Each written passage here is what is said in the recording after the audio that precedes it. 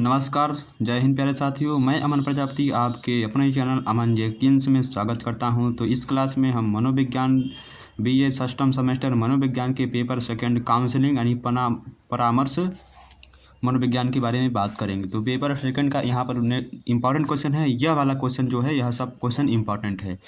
निर्देशात्मक परामर्श के अंतर्गत किस विधि का प्रयोग किया जाता है? तो साक्षात्कार और प्रश्नावली विधि का प्रयोग किया जाता है। यहाँ पर बी ऑप्शन बिल्कुल सही है।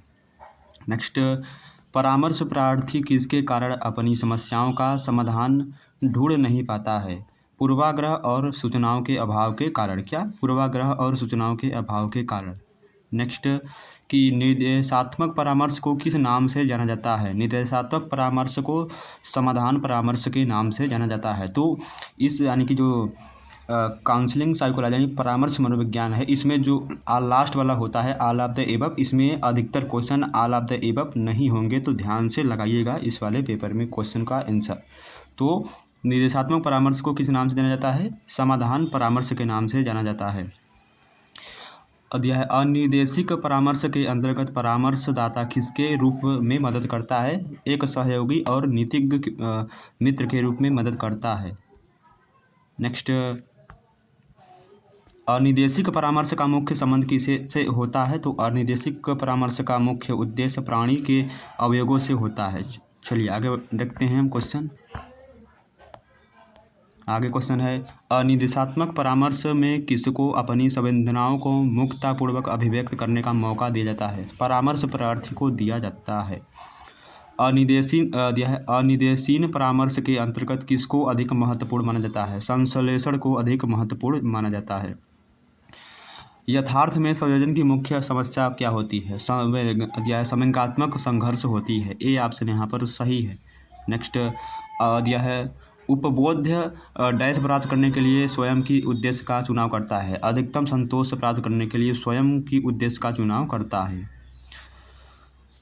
परामर्श सेवा देते समय किसकी व्यक्तित्व पृथकताएं एवं समस्याएं समानताएं दोनों ही दृष्टि में रखी जाती हैं? व्यक्तियों की।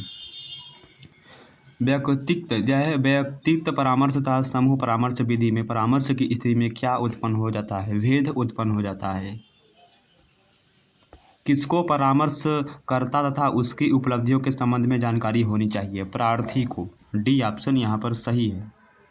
यहाँ पर जो पीडीएफ है थोड़ा आपको क्लियर नहीं दिख रहा होगा, ये सब पेन की वजह से है। तो परामर्श वार्तालाप के अग्रसर होने पर परामर्शकर्ता प्रार्थी के साथ स्थापित किसकी ओर करता है? तो परिचयात्मक संबंधों की तरफ करता है। आगे, किस वार्ता के आरंभिक काल में परामर्शकर्ता तथा प्रार्थी वास्तविकतापूर्ण उद्देश्यों तथा लक्ष्यों का निर्धारण करता है? साक्षात्कार वार्ता के समय।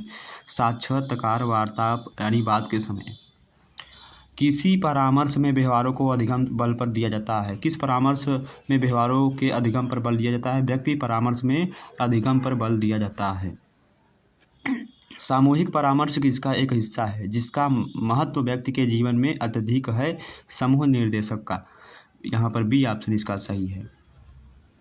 नेक्स्ट, किसमें व्यक्ति की अपनी संभावनाओं के अनुसार सफलता प्राप्त करता है? किसमें व्यक्ति अपनी संभावनाओं के अनुसार सफलता प्राप्त करता है? सामूहिक परामर्श में व्यक्ति अपनी संभावनाओं के अनुसार सफलता प्राप्त करता है। नेक्स्ट, मनुष्य का मनोवैज्ञानिक किससे जुड़ा है? मनुष्य का जो मनोविज्ञान है वह किससे जुड़ा है? मानव के स्वरूप से जुड़ा है मनुष्य का मनोविज्ञान। ए ऑप्शन यहाँ पर सही है। नेक्स्ट क्वेश्चन है, किसके अंतर्गत परामर्शदाता एक समय में कई लोगों से सम्मिलित रूप से अंतर्क्रिया करने में सफल होता है? समूह निर्देशन प्रतिमान के अंतर्गत होता है। ए ऑप्शन यहाँ पर सही है। प्रतिक्रियाशील समूह की धारणा किसकी देन है? प्रतिक्रियाशील समूह की धारणा सामूहिक गतिकी आंदोलन की देन है। सामूहिक गतिकी आंदोलन की देन है। समूह प्रक्रिया का सर्वाधिक महत्वपूर्ण अंग है। तो समूह की प्रक्रिया का सर्वाधिक महत्वपूर्ण अंग क्या है? सहभागिता है। बी ऑप्शन यहाँ पर सही है। किसको समूह के सदस्यों को छोड़ने व नवीन भावों के संबंध में शेष समूह सदस्यों की ज़रूरतों को ध्यान में रखते हुए निर्णय लेना चाहिए? परामर्शदाता को। डी ऑप्शन यहाँ पर सही है। चलिए नेक्स्ट दिया गया हमारा अगला क्वेश्चन, विद्वानों ने किसे एकार्थवादी माना है? विद्वानों ने परामर्श एवं मनोचिकित्सा को एकार्थवादी माना है। परामर्श का मुख्य लक्ष्य क्या होता है? व्यक्ति के स्वयं मूल्यांकन में सहायता प्रदान करना, यह परामर्श का मुख्य लक्ष्य होता है। व्यक्ति को स्वयं मूल्यांकन में सहायता प्रदान करना, यह परामर्श का यानी काउंसलिंग का महत्व होता है, मुख्य उद्देश्य होता है। परामर्श के लक्ष्यों की प्राप्ति किससे संबंधों के स्वरूप पर निर्भर करती है?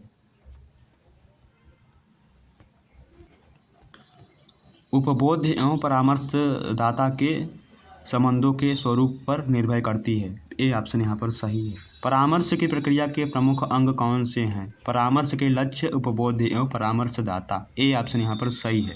तो इस वीडियो को जरूर से जरूर देखें एग्जाम देने से पहले।